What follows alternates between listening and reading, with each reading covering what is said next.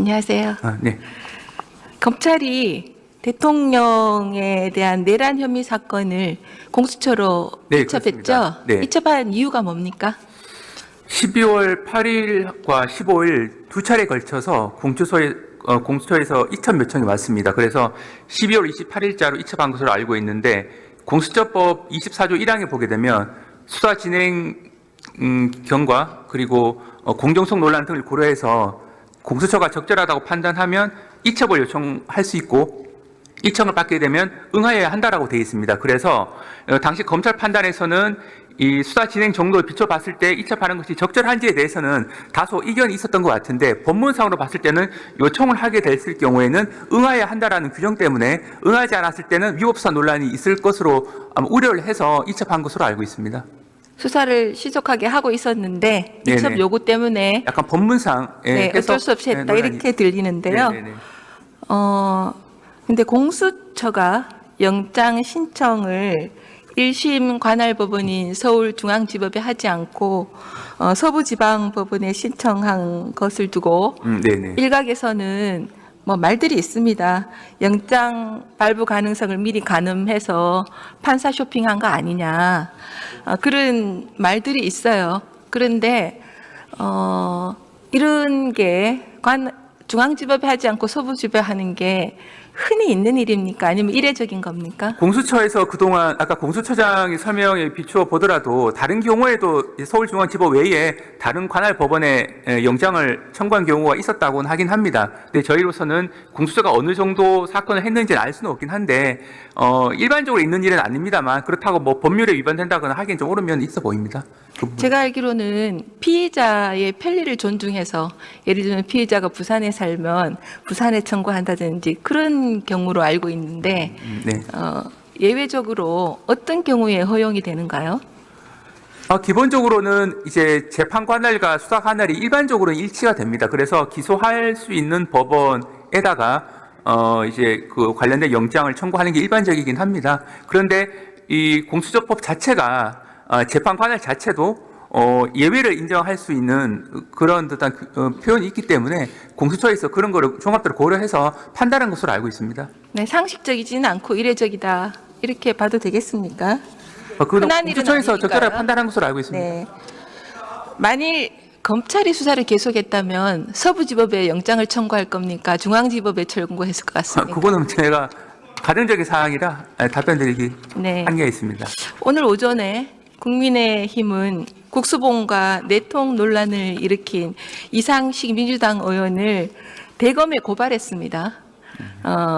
이 사건은 민주당과 중립성이 요구된 경찰의 부적절한 부당거래 의혹이 있다. 수사해야 된다. 그렇게 했는데 이런 것들이 있어서 될 것 같습니까? 항상 그 수사를 대검에서는 수사를 해야 되겠죠? 기본적으로 그 위원님께서 하신 말씀에 대해서는 구체적인 사실관계 확인이 좀 더 있어야지 명확한 답변을 드릴 수 있습니다만 원론적으로 드릴 수 있는 말씀은 앞에서 말씀드린 바와 같이 경찰법에 보면 5조에 경찰의 어떤 공정성과 중립성을 요구하고 있고 경찰청장조차도 국가수사본부의 수사에 대해서는 구체적 지휘를 못하고 예외적으로 할 수 있는 경우라도 하게 될 경우에는 14조 7항에서 경찰위원회에 보고하도록 되어 있습니다. 그만큼 경찰이 하는 수사에 대해서는 외부 영향력을 최소화한다는 게 법의 취지입니다. 그래서 법의 취지를 훼손하지 않는 범위 내에서 국민들에 의한 주권자의 국민들에 의한 통제는 가능하다고 보는데 이 말씀하신 사안이 어떤 법 위반 소지가 있는지는 단정적으로 말씀드리긴 좀 잘 한계가 살펴봐 있습니다. 주시기 바랍니다. 한번 검토해 보겠습니다. 네. 그리고 지난달 검찰이 우종수 국수본부장의 네네. 휴대전화를 압수한 바 있죠? 네네. 왜 압수했습니까? 현재 저희가 기본적으로 법무부는 관련 사건에 대한 진행 보고를 받고 있지 않아서 구체적 내용은 알 수는 없습니다. 그런데 아마 여러 가지 수사의 필요성에 의해서 압수한 것으로만 알고 있고 그 구체적인 계획이나 그 이유에 대해서는 아는 건 좀 한계는 있습니다. 지금 수사가 진척을 보이지 않는 것 같은데 그 이유를 혹시 여쭤봐도 네, 되겠습니까? 그 부분은 이제 법무부로서는 구체적인 보고를 받지 않기 때문에 알 수는 없는데 아마 수사팀에서는 차근차근 진행하고 있는 것으로 알고 있습니다. 네, 잘 알겠습니다. 법사위에서 대행님께서 똑똑히 들으셨을 텐데요. PPT 화면 좀 보시면 정청래 법사위원장께서 아직 수사 중인 사건을 두고 윤석열 대통령을 사형을 받을 것이다 라고 말씀을 하셨는데 기억나시죠? 네네. 네. 정청래 의원은 사형 폐지법에 대해서 17대, 19대, 21대 세 번이나 발의에 참석했거든요. 그리고 또 사형제 폐지에 공동 발의한 이성윤 의원도 똑같이 윤석열 대통령이 사형을 당할 거다 이렇게 목소리를 높였는데요.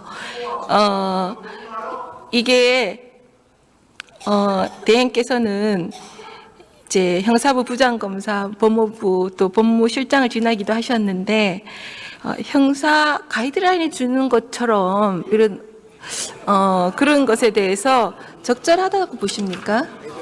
일단 제가 현장에서 느낀 바로는 사안의 엄중함을 개인적인 어떤 느낌으로 표현한 것으로 정도만 이해를 했고요. 위원님께서 우려하시는 바와 같은 그런 부분들에 대해서는 제가 적절하다 하지 않다 부분을 말씀드리기는 한계는 있습니다. 네, 입장이 있으시겠죠. 네, 그만 들어가 주시기 바랍니다. 공수처장님 앞으로 나와 주십시오.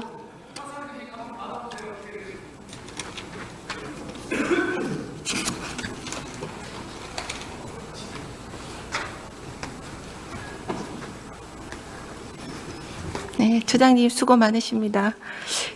처장님, 2차 체포영장과 관련해서요. 지금까지 국수본과 몇 번 협의가 있었습니까? 여러 번의 협의를 거치고 있고 지금도 협의 중입니다. 근데 저희들이 오늘 국수본부장과 그 간부들을 면담을 했거든요. 근데 오전에 한 번도 협의한 적이 없다고 말씀하셨어요. 뭐 협의라는 것이 뭐 꼭 만나서 하는 건 아니고요. 아니, 지금 여러 말을 가지 지금 언론에서 바꾸시는데요. 관심을 고려해서 또 여러 번 수사 정보의 협의했다고 누설들 그러셨어요. 고려해서 근데 전화를 많이 활용하고 있습니다. 국수본부장이 아니 전화도 협의죠. 국수본부장이 거짓말하는 겁니까? 처장님이 거짓말하시는 겁니까? 지금 전화 등을 통해서 많이 협조를 얻고 서로 협의를 하고 있습니다. 예. 그러니까 국수본부장이 거짓말하셨다고 지금 말씀하시는 뭐 거짓말을 했다고 생각하지는 않습니다. 예. 그러면요 말이 다른데. 저희들 입장에서는 열심히 지금 영장 집행을 위해서 성실히 협의를 하고 있습니다. 처장님 지난 5일에 이거 제가 나중에 또 따지겠습니다. 국수본에 사전 협의 없이 체포영장 지휘 공문을 달랑 팩스로 보내신 거 맞죠? 네, 그 부분에 대해서는 저희들이 형사소송법 규정 등을 종합해가지고 집행의 전문성을 살리는 의미에서 그런 공문을 보낸 적은 있지만은 또 국수본의 입장을 확인하고 적극적으로 공조본 차원에서 체포영장 집행하기로 서로 합의가 되었고 그 이후 공조가 더 활성화되어서 영장 집행 업무에 만전을 기하고 있습니다.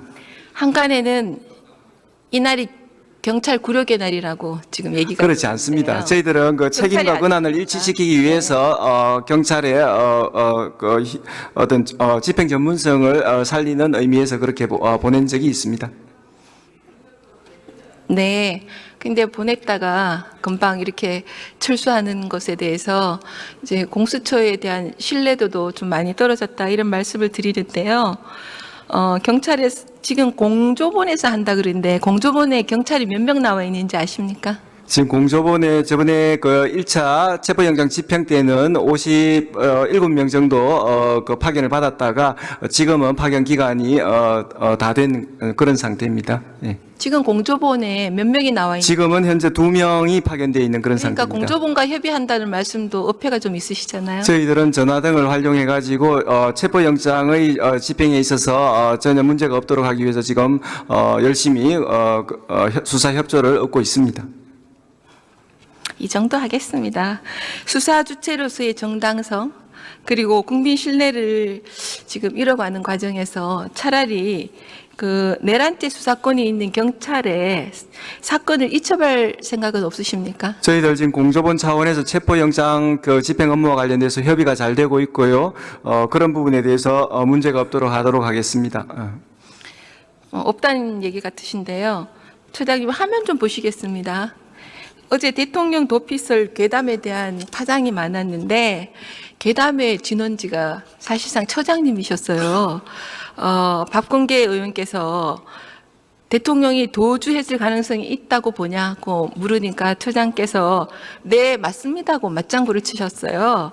사실 확인이 된 걸로 답변하셨어요. 저희들 그 언론 등의 보도 그다음에 또 수사진의 그 여러 가지 그 정보 등을 활용해서 그런 부분에 대해서 가능성이 있다라고 말씀드렸고 2차 체포영장의 집행과 관련해서 그런 부분까지 고려해서 집행의 만전을 그러니까요. 기하겠다는 그런 의미로 말씀드렸습니다. 네, 말씀을 그렇게 언론을 정보를 통해서 그렇게 말씀하시면 가짜 뉴스 괴담의 진원지가 되시는데 저희들은 체포영장의 이 집행을 자리에서 막는 것 그 자체가 부분에 대해서 굉장한 어떤 도주의 염려를 낳고 있는 상황으로 인식하고 있습니다.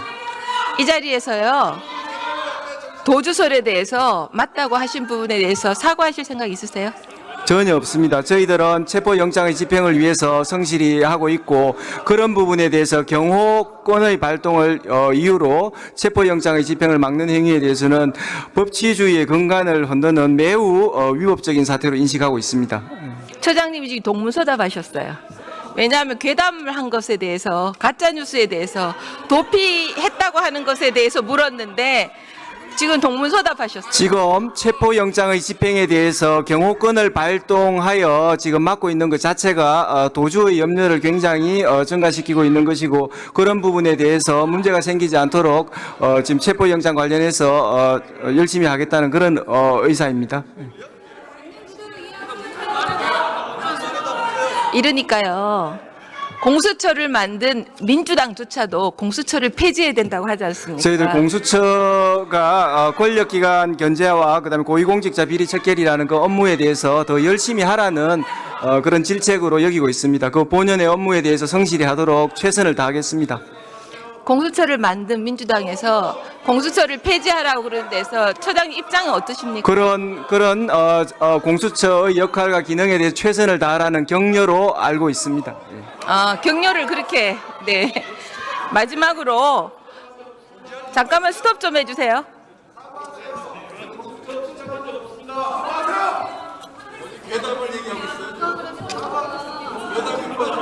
다 하셨어요? 제가 시작할까요?